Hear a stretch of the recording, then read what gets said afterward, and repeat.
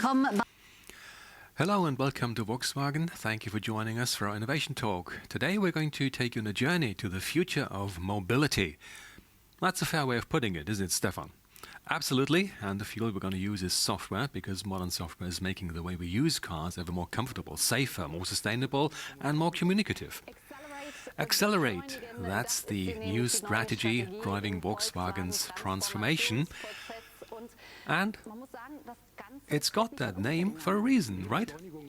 Absolutely. Acceleration is important. What we need is speed to be able to develop better software faster, to react to any bugs faster, and to find solutions faster. But you did fine-tune the system over the past 2 years, didn't you? Definitely. The learning curve Volkswagen went through over the past 2 years is probably the steepest in the company's history. Ladies and gentlemen, Volkswagen has this rather ambitious idea: never stop getting better. How Volkswagen uses this idea to turn the future into the present will be explained by two board members of the Volkswagen brand. Hello, gentlemen. We're joined by the board member for technical development, Thomas Ulbrich. Great to have you here.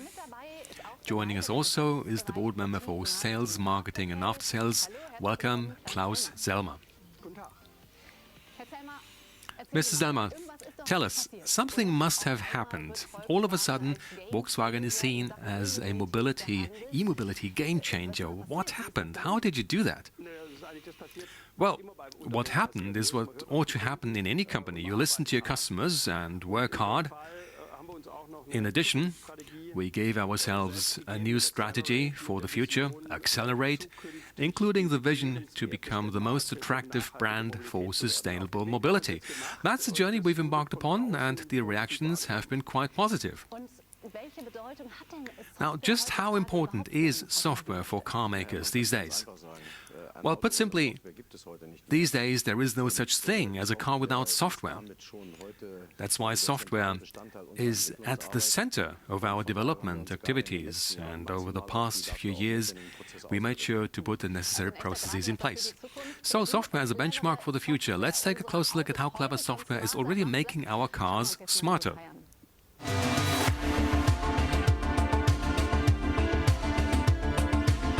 Vehicles without software are really hard to find now. You would have to go back 50 years or more to see the beginnings of the automotive industry. They didn't need software in those days. A car without software can only be compared to a motorboat or similar vehicles from 100 years ago. It's like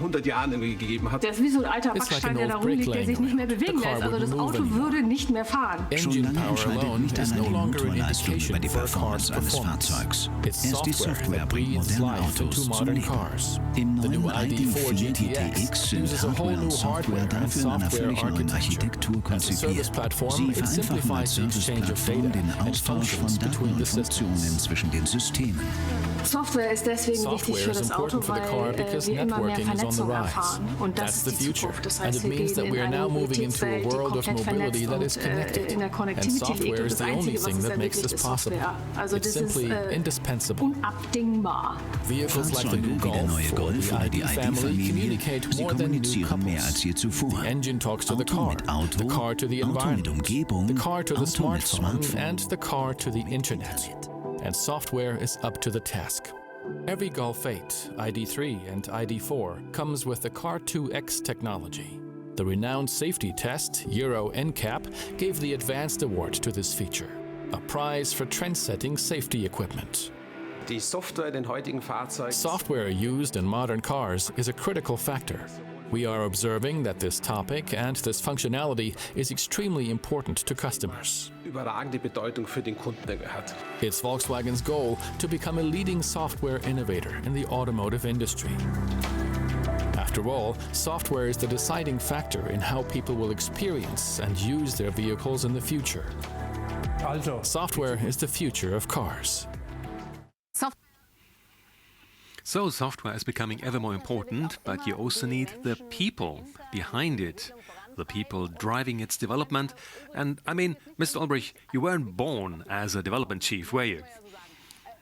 Was there a special moment in your life that made you aware of the importance of digitalization? Yes, there was, in fact, a long time ago, actually. I think it was back in the mid-1990s. There was Kasparov, the chess world champion, walking intelligence, cleverness, and anticipation, etc. And he played, sometime in the mid-1990s, he played a game of chess against IBM's Deep Blue computer. And he won, of course, and took home a substantial amount of prize money. The important thing is he beat the machine. But, and this is the interesting part, the IBM programmers and engineers, they didn't give up. They took on the challenge because they realized that all they had to do was take the software to the next level, and that's what they did.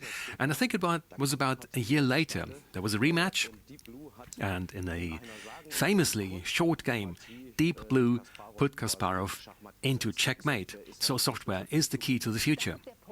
Well, that's the point, isn't it? Software isn't perfect from day one. It needs to be further developed. Well, yes, it needs to be developed further. It must be developed further. But the thing is, it can be developed further.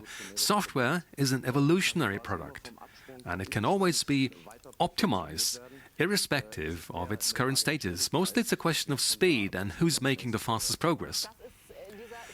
So software is the key to the future. But Mr. Selmer, cross your heart. Isn't it fair to say that at the beginning Volkswagen had a bit of a problem to fit the key in the lock? Well, no one would claim that when we launched the Golf 8 and the ID3, the software was perfect. We're talking about highly complex systems here. These systems need to be managed, and we found a way to do that and to optimize the software. So the feedback we're getting on these two cars today is a lot more positive, I'm happy to say. And by the way, what happened is not unusual for software-based products. Forgive my saying so, but to me that sounds a bit like a justification. Well, to me, justification sounds a bit too negative. It's an explanation. And this explanation applies to all areas of life with a high level of complexity. Take our ID family.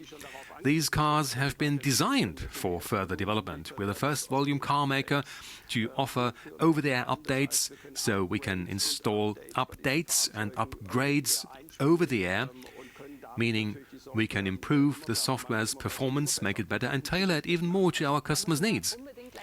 We'll definitely have to come back to this point, but first, Mr. Ulbrich, it must have been quite a challenge for you, mustn't it? It was. There were software bugs, there's no question about that, and we had a lot to do during the ramp-up phase.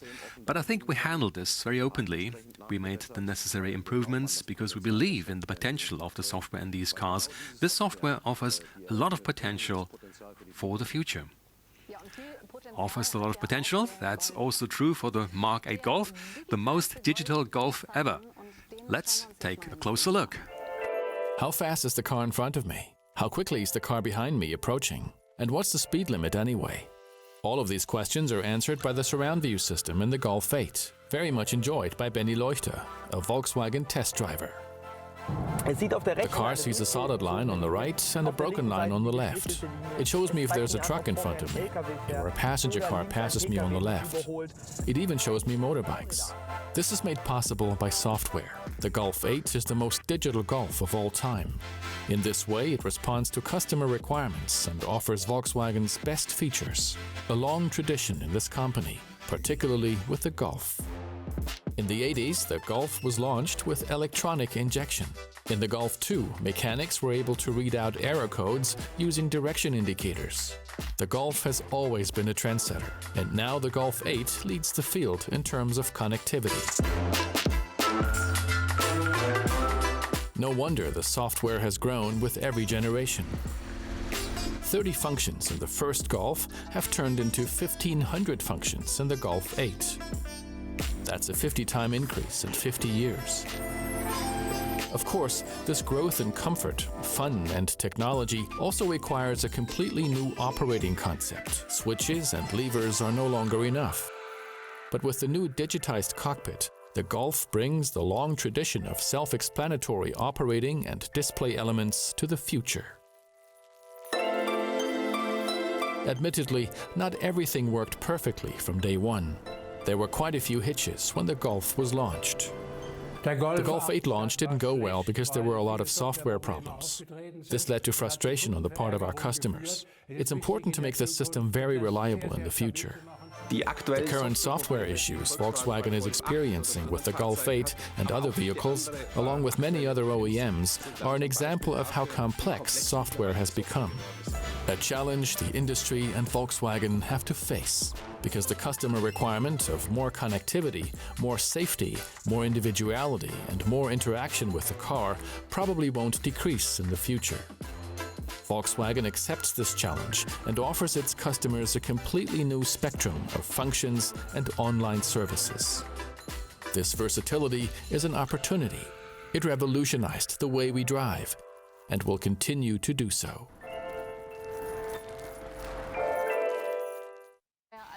Software, a multifaceted topic addressed and driven by Volkswagen at high speed. Mr. Ulbrich, could you perhaps summarize the possibilities, the prospects offered by software today?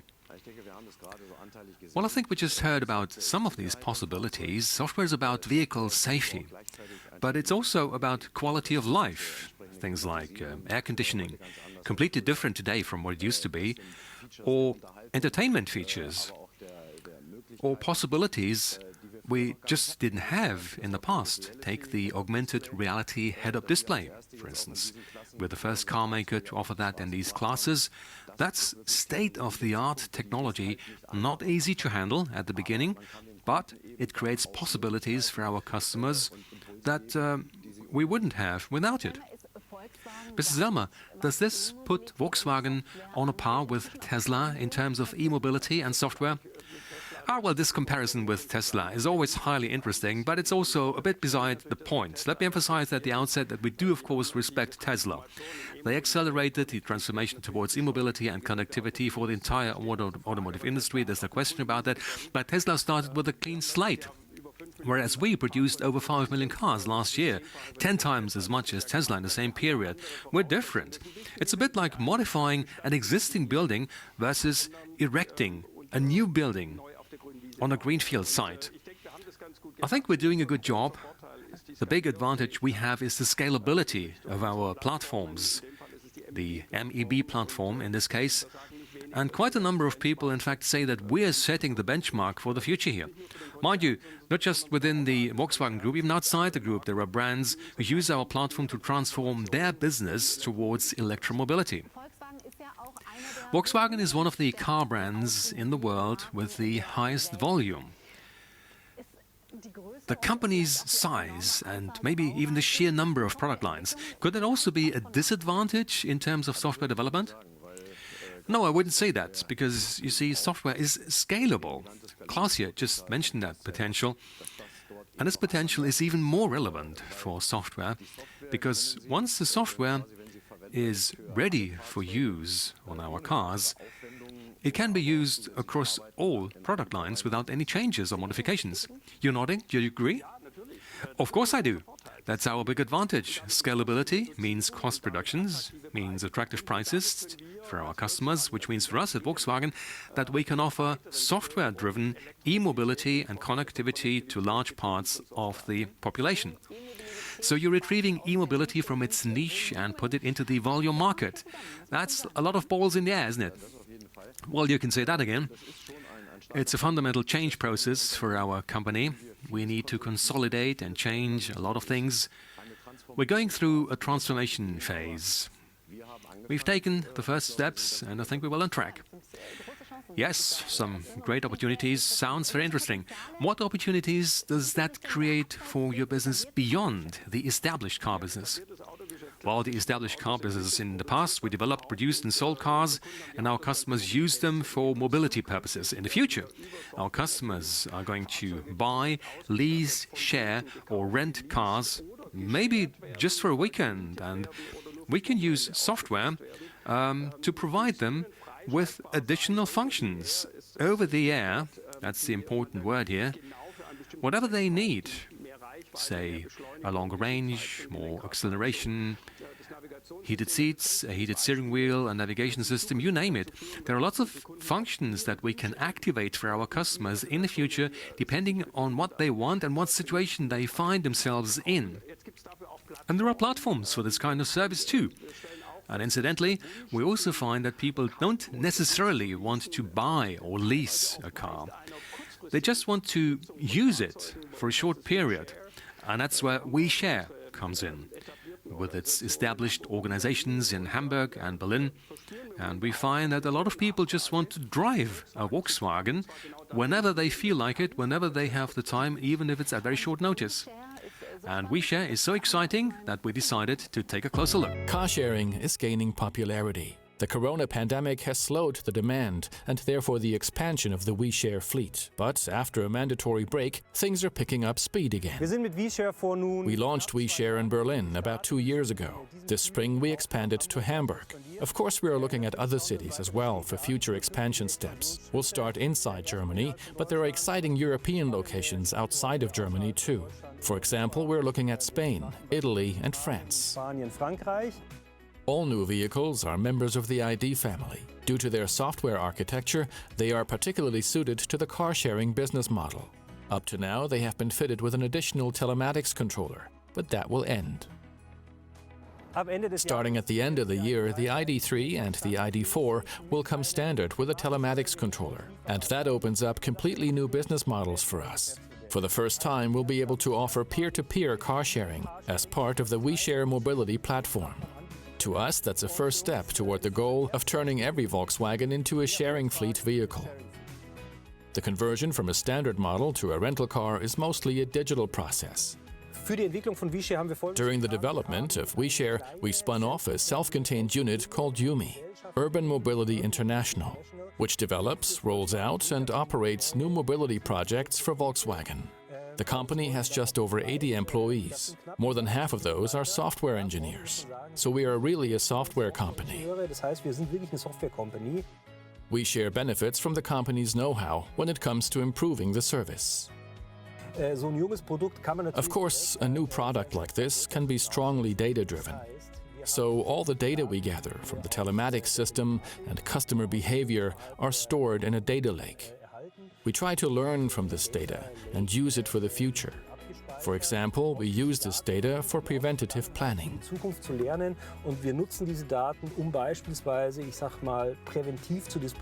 WeShare software already supports customers now, but in time we'll be able to do much more. So what will WeShare look like in the year 2030, when cars will drive completely autonomously? Well, certainly WeShare will no longer be the service we know today, with thousands of independent cars on Volkswagen's books. Instead, Volkswagen WeShare will probably be some kind of mobility marketplace. Even critics say that Volkswagen is on the right track, even though they would prefer a different form of mobility with fewer cars in the cities. Sharing and electric mobility is absolutely part of the future. It's part of the larger cake of all solutions that we need in order to tackle the problem of transport emissions. If we want cities that are truly livable and that are also not hubs of emissions as they are right now globally, then we will need sharing options. We will need electric mobility.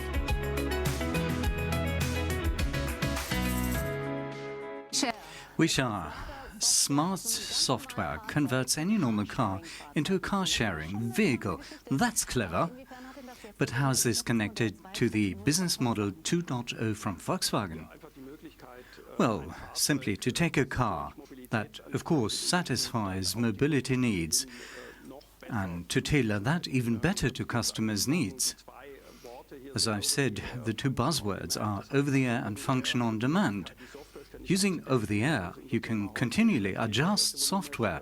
This is the topic for today's emission. We're the first volume car maker who's going to offer this across the board. And the second thing is switching on, functions on demand, functions which are already in the car. Well, you said software can change the character of a car. What's behind that?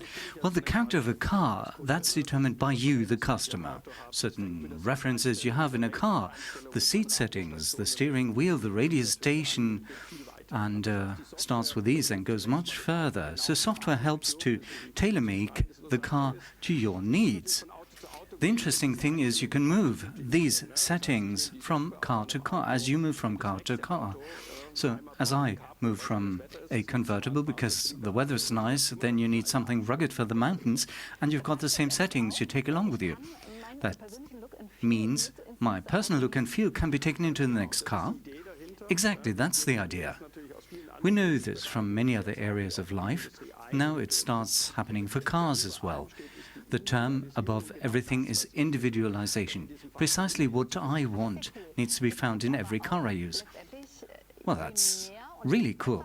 That means that the more and the better advanced I'm in software, the more cars you will sell, right? Well, the purchasing decision is not the acceleration and top speed of a car. Increasingly, customers go by performance of the software and in how far the software can be tailored to meet my individual needs. Mr. Ulbrich, would you say that software makes the fine difference, particularly in terms of being a USP? Definitively. In future, this will increasingly be the case. Customers select their cars by software performance and based on what the software offers and not by acceleration and top speed, as Klaus mentioned. Which means today we talk about ID4 and tomorrow, well, we're talking about the family ID3, ID4, what comes after 4, 5. An SUV coupe, which is in the starting block in Thomas Ulbrich's R&D, the last lap before launch. We're talking about the ID bus that will be launched next year. A great car, a car that embodies the great history of Volkswagen, but also offers a lot of utility and practicality, and it is without parallel in the entire motor industry. It has a lot of USPs, but it not only offers electromobility, but also an interesting software package. And then, once you look ahead to 2026, something will come which we mean by Trinity. Well, what is Trinity?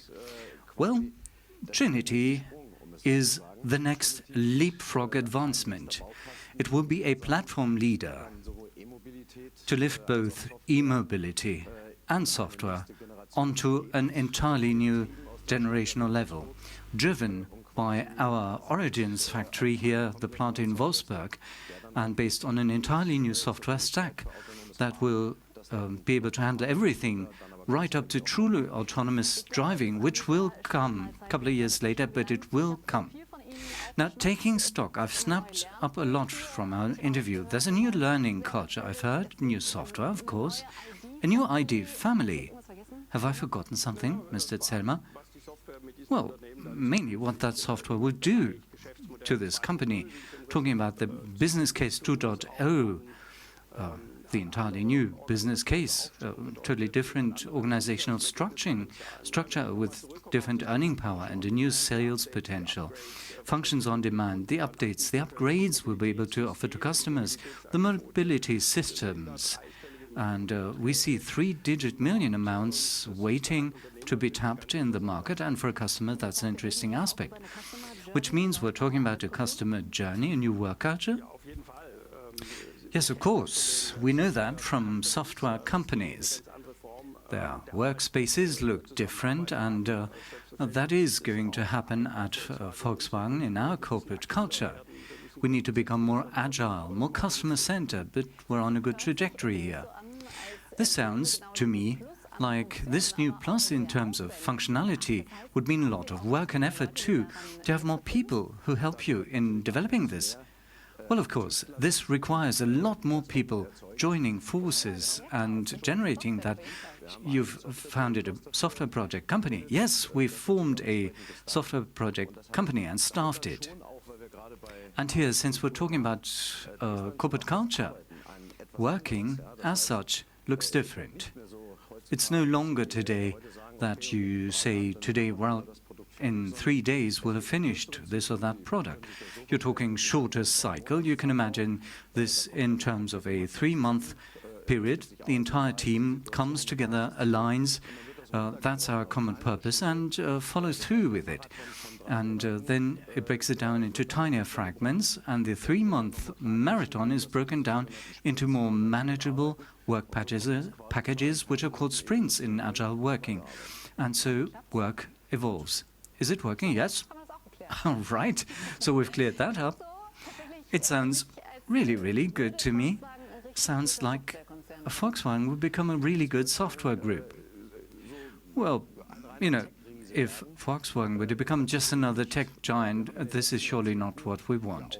During the last decades, we've acquired assets in being able to build and design hardware, vehicles, and now it's about bringing the two together,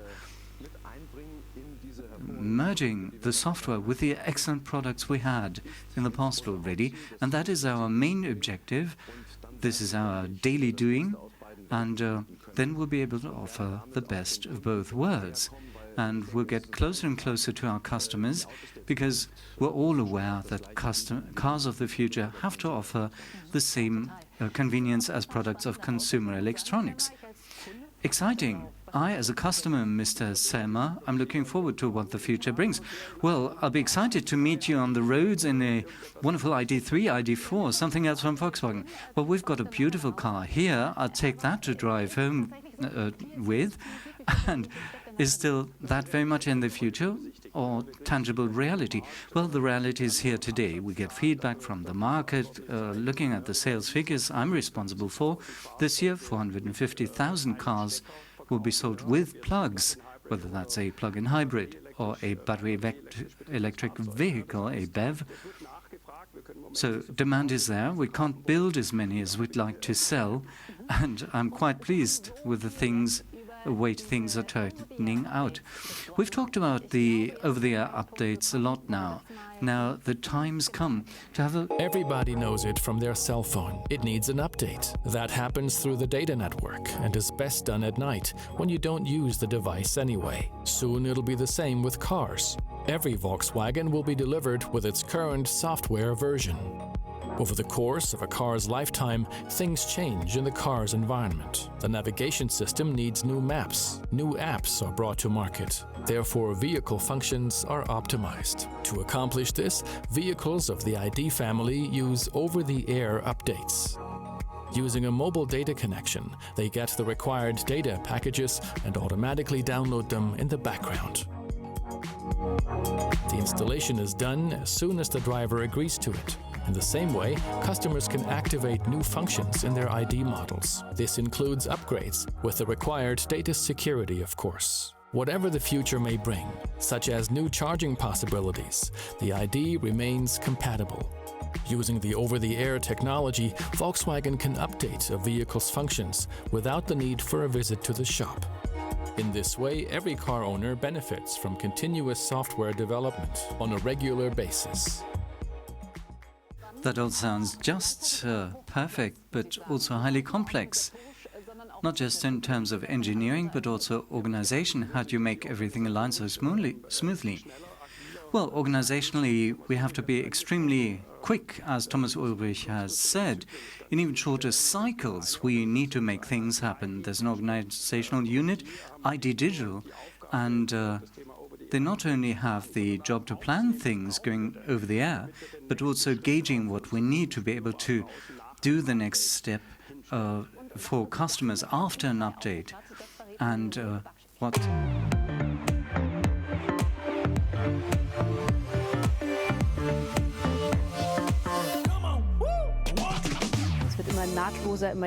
More seamless, more digital and emotional. That's the job of the ID Digital. Something new and better all the time. Speed is very important right now. Over the past few years, the demand for highly connected vehicles has grown immensely. Volkswagen now serves this market safely and sustainably with the ID family. It starts with the software version 1.3. That's the first software that will be provided to all ID drivers over the air, meaning without an interface, in the middle of this year. Not just for the ID3, but also the ID4. In this way, tomorrow's functions will be downloaded over the air to a car that was made today. There are those that get streamed to the car in data form, such as the availability of charging stations or live traffic information. The more sophisticated form of these updates happens when we access the firmware, meaning the operating system of the car. And that's what we are working on with the ID. We'll be able to update controllers to improve their performance, for example, to accelerate charging. Customers can look forward to enjoying these improvements with regard to performance, but also new functions. In this way, Volkswagen can react to and implement customer requirements within the life cycle of a single car. We really enjoy being in direct contact with our customers, including the First Movers Club with our very first ID customers. And we learn a lot about what can be improved and what customers really like. And now having the chance to continuously improve a car's software in the field is a great opportunity to respond to our customers. Software in cars will be at least as important as software in smartphones. We are calling it the software-enabled car. That's the trend. It's a tablet on wheels, live, and we really look forward to it. That sounds almost too good to be true. Updating my car as I do with my smartphone, and I've grown used to. The question that pops to mind is, can I do the updates while driving very easily? No, the software is updated when stationary. There's a safety difference between a phone and a car. If the phone fails, the worst that can happen is you can't place phone calls or you can't check your email. While in a car, there's a safety aspect behind that. The car needs to be able to brake, blink, honk, and what you know, so updates happen when stationary only. At least I realize why the new ID models that are MEB-based are called game changers, Mr. Ulbrich, that's certain. That's right. With the MEB, we've created a platform that we're rolling out to all other group brands.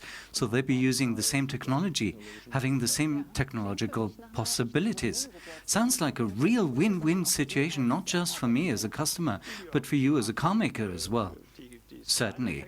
The economies of scale lead to cost savings, and this has been done by Volkswagen for decades, starting with the Beetle, with the Golf, with the ID family, and many other products, is we are democratizing technical developments and making mobility for the future available to everyone. That's a big responsibility, isn't it?